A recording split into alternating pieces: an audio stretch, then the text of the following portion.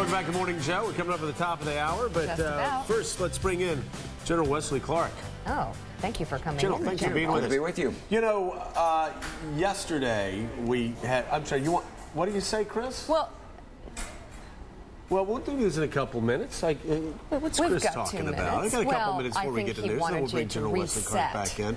I'll reset in a minute. Okay. So yesterday, the New York Times had a front-page article talking about how Pakistan's volatile and how some extremists could take that country over and the nuclear weapons they possess. How dangerous is the situation in Pakistan Well, it's today? very dangerous for their government in Pakistan. I think the Pakistan military has control over the nuclear sites, but we don't have any guarantees, so far as I know, and we don't have any U.S. backup, so far as I know, for those nuclear sites. Are there extremist elements in the Pakistani army? Are those elements growing in power? Well, you have to assume that there are extremist elements in there. We know that they've worked the inter-services intelligence for a long time, and it's been infiltrated by extremists. How far they've gotten into the nuclear business, we have no way of knowing.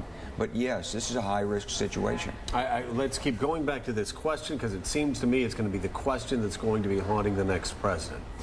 If you have Al-Qaeda and the Taliban reconstituting themselves in Pakistan over the border of Afghanistan, what do we do? You've got to strengthen the ability to interdict along that border. That means using a lot of sensors, maybe putting some more troops up, and knowing who lives there. Strengthen interdiction. And then you've got to use diplomacy, and you've got to work very carefully with Pakistan. I don't advocate enlarging the war. And so I don't think that you solve this problem by mounting a larger invasion into the northwest frontier provinces. Is it a mistake for us to ever send any troops across the border? Maybe there may be a time to do that. I'd never say never. But I don't think that just the principle of, hey, let's just make this thing larger and go after them and clean them out. You don't do that very well. Pakistan can do that, but only after it gets it's got to muster its authority. We're giving them billions and billions of dollars to clean up Al-Qaeda and the Taliban, and they're not doing it. But if you believe that a democracy is a good thing, and apparently we did because we didn't want Musharraf in there. We forced the democracy. Let's give them a chance to get their act together. Is that the same mistake we made in Iran in 1979? Smells a lot like it to me. We should talk about Iran. We'll do that after news. Big mistake. Big mistake. And also, Mika tomorrow is going to be having breakfast with Ahmadinejad. These are the sort of things that people do, like Mika. After news, we're going to ask you to give Mika the question she should ask the president of Iran. We'll do it. How about that for a tease, Willie guy? Right, now you reset. All right, back with General Wesley Clark. General, what is the one question that should be asked of Ahmadinejad? I've got my notepad. Yeah, let's, Mr. President, why don't you open up Iran and let the International Atomic Energy Agency complete its inspection there? But they've done a fairly thorough one? Or you say well, every time they go, they find more odds and ends. Let them talk to anybody they want to talk to. How long should it go on, though? Let it go on until it's satisfied. Let Mohammed al-Baradei give the report. Why not? What do they got to hide? I mean, if they open up and they're given a clean bill of health, then maybe they can stop this crazy standoff with the rest of the world. Maybe people will respect them. Maybe they'll get investment, trade, tourism, travel, all the things that make a modern economy integrated. Why does he want to put a wall up with the rest of the world? It's a country with a great history. Give it a try. Forget the modern politics are disastrous, but the history in Persia, the history in Tehran, it's a beautiful, actual part of the world if you look at its architecture and its history that has been, unfortunately, now tailored as a despot. Appropriately so. They chose that path against us, and I agree with you, General. The question is this, how does it serve the mullahs who really run the country to continue to have Ahmadinejad in power?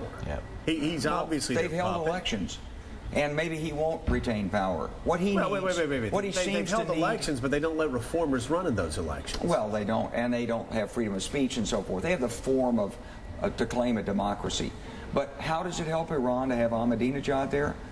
He's representing the conservative elements in Iran, and I'm sure there are people in Iran who actually believe that the United States is the great Satan. And there are people there that support him. There are a lot who don't. But aren't the mullahs Machiavellian? They are not the wild-eyed radicals that we saw in 1979. They figured out how to hold on to power.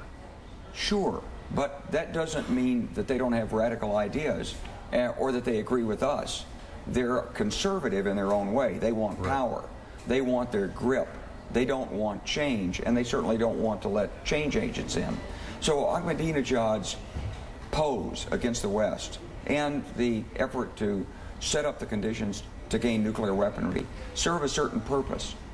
They believe it's in their self-interest. Yeah. They believe it's in Iran, forget us, they believe it's in their self-interest, clearly by their behavior, to be hostile to the United States. At least the people that are in the leadership role there. They believe that it's in their self-interest to be hostile to us. And to drag out an element lots of countries mystery. gain from having enemies abroad. I mean, it's the basic sort of play. You talk about Machiavelli. That's the basic Machiavelli play. Exactly. Yeah. Stay with me at home because we're in danger from these enemies abroad. They're it's bad. used by many, many different political factions. Let's talk a couple other countries. Iraq. Right now, things seem to be going fairly well.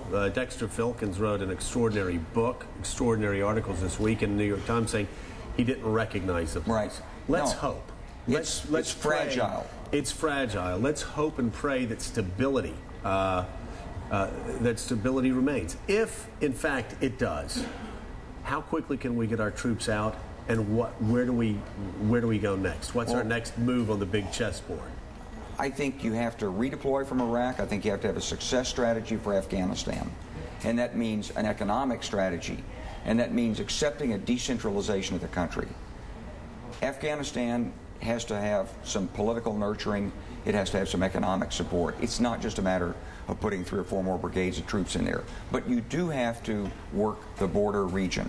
Now, all that has to be done with an idea of saving money, because resources are not unlimited, and that's where you come back to the economy and the efforts we need to kickstart our own economy. Now Dr. Brzezinski's concerned that if we ramp up troops in Afghanistan, that we may be making the same mistake that the Russians made in 1980. I think that's a legitimate concern. Without real economic opportunities there, people put a son in the Taliban, they put a son with the government, and they keep their family alive, and they struggle. So how do you do that? How do you bring smart capitalism, which is what works? We've proven it out. We've also proven that stupid capitalism recently is a disaster, but we'll put that aside for the moment. How do you bring smart capitalism into a culture like that, where there's good decision-making, good risk-taking, good innovation, good opportunity, a place that has the history that you know better than I do, certainly. There's a drug trade there. There's a lot of factors that are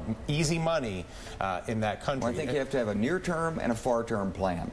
I think the near-term plan is you do 3 things for Afghanistan. Number 1, you make it a food exporter. So you pay a bonus to buy Afghan wheat. Pay them extra money for their food. Absolutely. And just let give them money for food. Absolutely. And let them sell it out. Number 2, they got a lot of natural gas. And number 3, they sit on a critical strategic route.